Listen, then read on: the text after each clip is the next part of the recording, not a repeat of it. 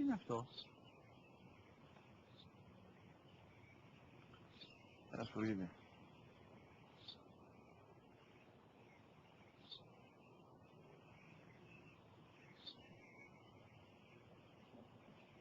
Τι είναι αυτό?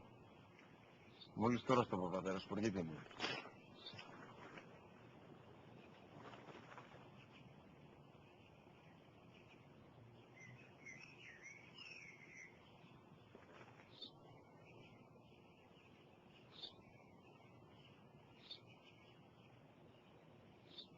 Τι είναι αυτό?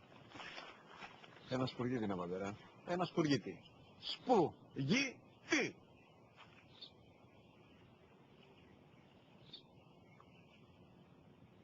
Τι είναι αυτό? Γιατί το κάνεις αυτό το πράγμα, μπορείς να μου πεις τόσες φορές σου είπα, είναι ένα σπουργίτι. Δεν το καταλαβαίνεις.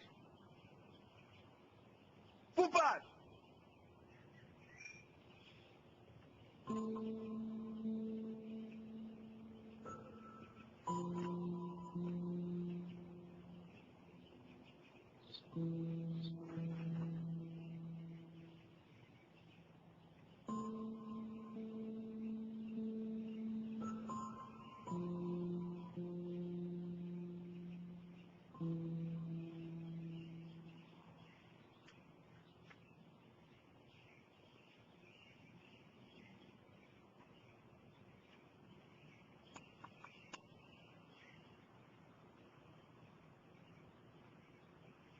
Δυνατά. Σήμερα ο μικρός μου γιος που πριν λίγες μέρες έκλεισε τα 3 καθόταν μαζί μου έξω στο πάρκο όταν ένα σπουργίτι ήρθε και κάθισε απέναντί μας.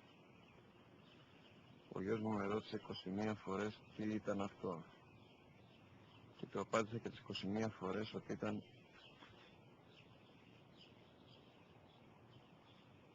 ένα σπουργίτι. Τον αγκάλιασε τρυφερά και τις 21 φορές που μου έκανε την ίδια ερώτηση ξανά και ξανά χωρίς να εκνευριστώ, νιώθοντας στοργία για το αθώο μου αγοράκι.